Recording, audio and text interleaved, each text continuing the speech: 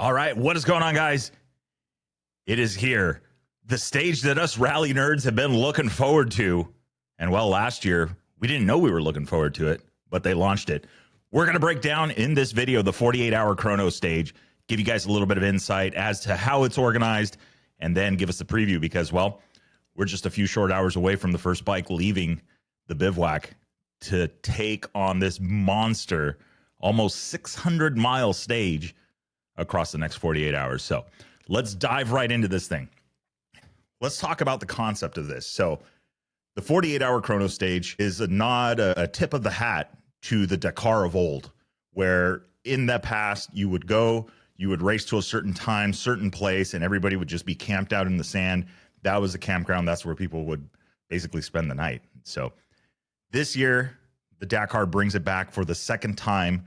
Last year, it was a run right up until the rest day. So what is the 48-hour Chrono stage and how is it even broken down? Well, it's very simple. Competitors are given 48 hours. It's a 48-hour block of time, basically a stage, in this case, 2A and 2B. And in that 48 hours, they will complete this monster stage. The way that it is broken down is the competitors will start, and along the way, there's going to be 6 different campgrounds, 6 different rest zones. And every time they get to one of those rest zones, there's a cutoff time to get there. So depending on the time of day, you may be required to stop, or you will be stopped, or if you're a little bit early, you get the chance to maybe move on. So very interesting how it gets broken down. Let's talk a little bit about the strategy of it. Let's run through this stage. So Rider A, for instance, is putting on a great show, really just dialed in with the course, enjoying making up lots of time. Arrives at the first campground, no problem. Way, way ahead of schedule, right? The first rest zone. This would be rest zone A. They then show up to rest zone B, and they are either right on the cutoff time. We will say it's 5 o'clock in the evening. And at 5 o'clock, the time stops. They're supposed to stop at that rest zone. They spend the night, they check in. The next morning, the organization will get them their starting order. The starting order actually come the evening before. Then the next morning, they're going to know at what time they're going to be taking off. A series of honks, a series of tones that they're going to hear, and that will indicate that it's time to get lined up and get ready to go. So all is well, but then comes the strategy of it. So if you show up and say it's 5 o'clock is the cutoff time for campground or rest zone B, and you show up at 4 o'clock, well, you've still got an hour on the clock. Well, now the decision comes in. Do I stay at this campground? Do I stay at this rest zone? Or do I continue on? And so by continuing on, you're going to get past that 5 o'clock time. So your timer, your race time still continues until you reach the next bivouac, the next rest zone. Once you arrive at that rest zone, your time stops. That is added, and then the next morning you take off. Now, distances between the rest zones can vary, have more or less an idea. But what happens if you don't make it to the next rest zone? Well, a few people on last year's Dakar actually found out the hard way, and the timer doesn't stop. So with stage times in I would say, close to 100 hours, just this ridiculously long stage time, because the timer never stopped. So it was running the entire night until the next day, till they arrived, and then they continued on. So really, they never actually stopped the clock. So this could be very detrimental, especially for the top riders. If you think about a top rider goes out, has a mechanical halfway between the 2 bivouacs or 2 rest zones, well, that could spell trouble, and that could ruin a rally. Or, as the ASO found out last year, and why I think they're doing it a little bit different this year, is you have really fast riders that are very, very proficient, and all of a sudden, they're getting way down the course, further than they would have liked. In other words, of the 6 campgrounds, these guys or rest zones, the top riders are clearing the first 4 and getting to the last 2. And then what happens? Well, that's not a problem for them. It just makes it a very, very short second day.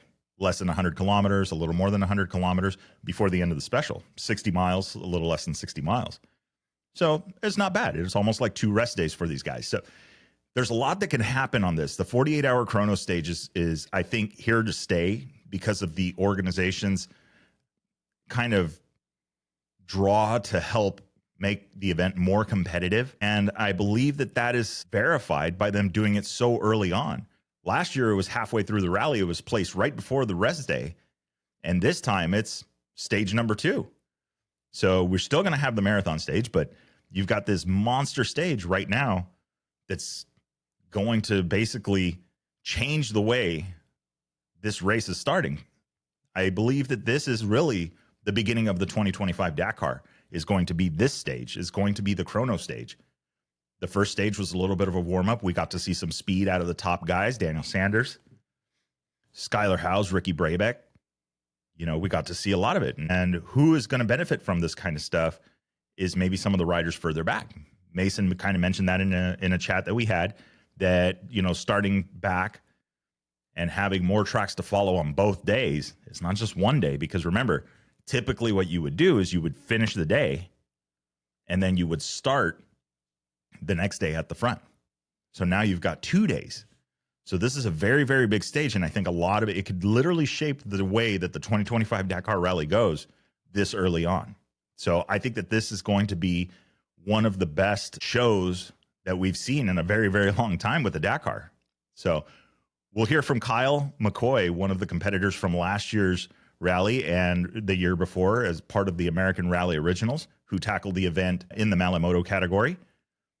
We're going to hear from him here in just a second about his experience and his thoughts and insight into a 48-hour chrono stage. He was present for the first running of this. So if you guys want to stay tuned for that, listen to it, and we'll jump to that interview. Victor, it's Kyle McCoy. Hope you're doing well. I'm not on video because I'm driving at the moment, but I just wanted to say I am fired up about the 48-hour chrono, which will be starting here in just a few hours for the guys over in Saudi Arabia. I can just tell you that it is in my opinion, the most exciting part of the Dakar Rally since the inception of the sport back in the late 70s. It really goes back to sort of the spirit of it. I had so much fun on this, really 2 stages, although they count it, they're going to call it 2A and 2B.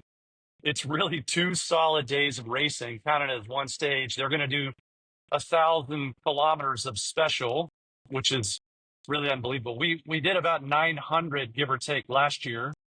A couple of points I want to make and bring to everyone's attention. So this is early in the race, and it's going to really sort some things out pretty quickly early on in the race. And I think, set the leaders up for success or create some challenges as well. And keep your eyes out for what's to happen. But, it's mixed terrain. Last year, it was all sand dunes. This year, it's very much mixed terrain. It's going to be faster, I think, than last year. It's, from what I'm hearing, it's very dusty. So it doesn't necessarily help to start back and follow tracks because you're in just so much dust. They haven't had rain in Saudi Arabia like they did before the race last year. It's just a long, great, fun stage. There's some strategy to it, which I think a lot of people sort of miss.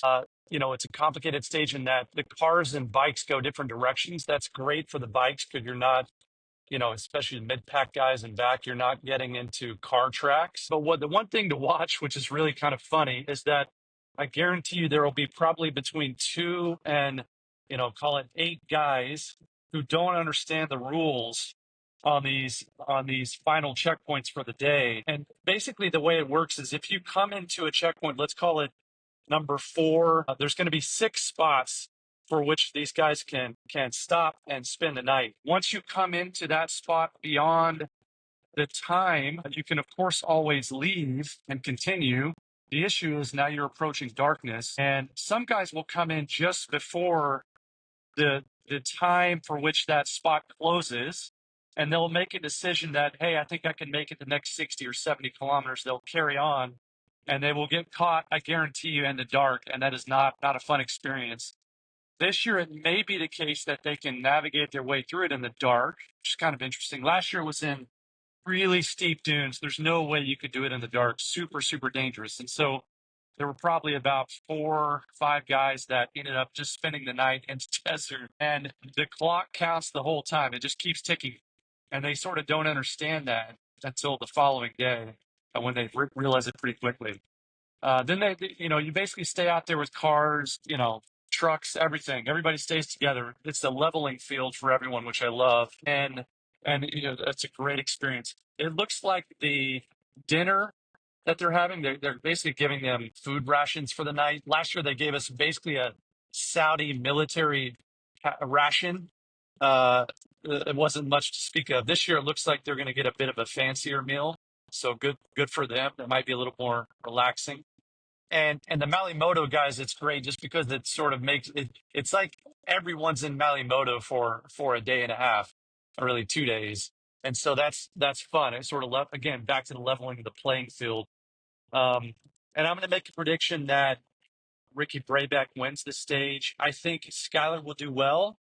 But my experience has been that Skylar sort of is a bit more conservative and slightly more strategic early in the race like this. And if I had to guess, he'll probably, tone it down a little bit tomorrow and the next day and just sort of hang in there as much as possible. So anyhow, that's it. Really looking forward to the race. Looking forward to your podcast. Thanks for everything you do, and take care. All right. So I have to say that now, after hearing from Kyle, I think he's got a point. I think Ricky Brayback could do well on this stage. Skylar House, conservative run early on, but great placement right now. I think that's going to be good. I had heard rumor that Skylar had a 10-minute stop in there. He may get some time back. That might change the standings from the previous stage. I haven't heard a lot about that yet, but I've just been kind of trying to keep on and off. Busy day at work and trying to make it happen. But anyway, what are we talking about? So we have got now it is time. Now it is time for the 2025 48-hour Chrono stage at the Dakar Rally. So let's break that stage down so we know a little bit about what we're going to get into, what these guys are getting into, what they're getting signed up for on this one. So jumping over to one of the Dakar apps that is providing some of the information. So let's give a quick breakdown of this thing. 40-kilometer commute to the beginning of the stage. That is going to be roughly about 6 miles, 4 times 6, about 24 miles that these guys are going to run just commuting to get to the start line of the 48-hour chrono. 947 kilometers for these guys total. That is a long day. 588 miles roughly for them. And it is going to be broken up very interesting. I'm curious to see how far the competitors can go. Stage breakdown, looking at 33% dirt track, 31% sand, 20% dunes, so a little bit lower on the dunes, and 16% stone track. Based on that breakdown, I'm thinking that it is definitely going to favor our SoCal guys, the guys that have raced in Southern California, that are used to the rough deserts, that are used to competing at higher speeds in this kind of terrain. I think that it is going to benefit them. It is not going to benefit the guy that has done a lot of fast fire roads, a lot of dune riding. Primarily, I think that this stage is going to favor the guys that have raced, and especially in the vehicles. You think in the vehicles, look at Seth Quintero doing so well in the T1 Plus category. I mean, he grew up racing in out these Southern California deserts and doing this kind of stuff. So handling vehicles at speed and rougher terrain.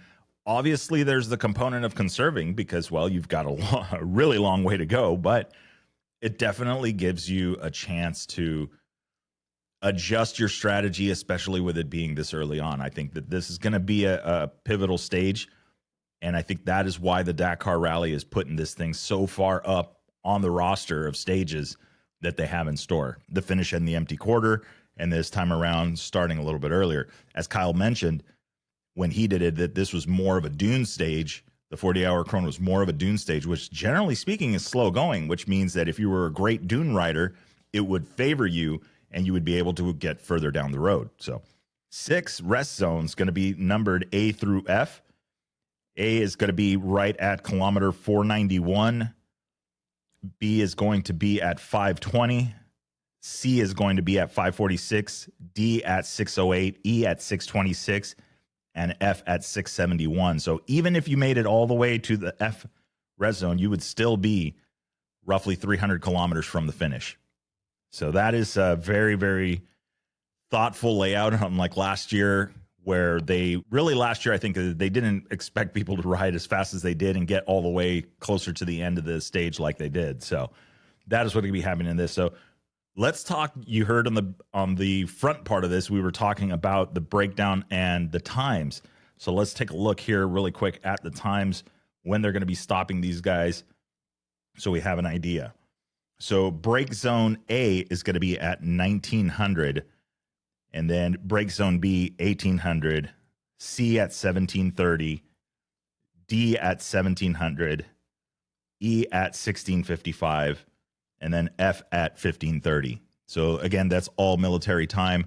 I will put a graphic up. I will break that down for you guys. You can see it here, how that breaks down into our standard 12-hour clock rather than the 24-hour clock that the Dakar operates on. So very interesting to see how this is going to be broken down, and interesting how they're stopping them earlier. If you're able to make it all the way to the last break zone, F, you're looking at being stopped somewhere around 3:30 in the afternoon. So that is a very early day, I think. And if I could see what they're trying to avoid, if you make it there at 3:30 or before 3:30, and then you decide to challenge the rest of the stage. I don't think that's going to happen, but if that did, it would be pretty epic. Just saying. So very simple. You go in on your time. You have to alert the organization when you get to that break zone. Hey, I'm done, or I'm going to continue on. So we talked about this a minute ago, that it is a very, very big decision if you're going to continue on, especially if you are maybe not feeling confident in your equipment, if you're feeling a little bit tired. You know, the breakdown and getting from one to the next isn't so bad, so it's not so much of a split. In other words, you could go from one campground to the next. For instance, you're looking at from break zone A to break zone B, 491 to 520. You're looking at about 29 kilometers. You're looking at about 30 kilometers. So 3 times 6, about 18 miles. Well, that's not too bad. Then you got a breakdown of from B to C, which is going to be about 16 kilometers, or 26 kilometers. So 26 kilometer from rest zone or break zone B to break zone Z. And then you've got a bigger one, which is going to be break zone C to break zone D, which we're going from 546 or kilometer 546 to kilometer 608, a little bit bigger of a jump. So there is some strategy here, and you do have to be careful if you're a competitor and you decide to move on, how many kilometers you're going to have to take on before you get to the next rest zone. That could be detrimental. And like we mentioned, and as Kyle mentioned, some people found out the hard way that the timer doesn't stop unless you get to the break zone. So with that being said, I think that this is going to be a great stage. Let's take a look at the timing, because these guys are going to be getting ready to go. We'll take a look and see when our first bike, our first competitor from the FIM, because you do have FIM and FIA. It's broken down into two sides of this, is the motorcycles and vehicles. For the vehicles, for the cars, they will be leaving a little bit later. So the first bike will be leaving the bivouac, right? This is starting on their commute, is going to be at 5:55 a.m. That is local time. So right now, as I'm recording this, it is 5:55 p.m. here, which means they are 1 hour away back in Saudi Arabia from leaving the bivouac. So everybody is up, stretching, getting their stuff done, probably getting their breakfast in, getting ready to get on the bike, probably another cold morning for these guys. And then the cars and trucks will be leaving shortly thereafter, looks like at 6:25 a.m. for them. So that'll be 7:25 p.m. for us here in the States on the Pacific Coast. And then the first bike is scheduled to leave at 7 a.m.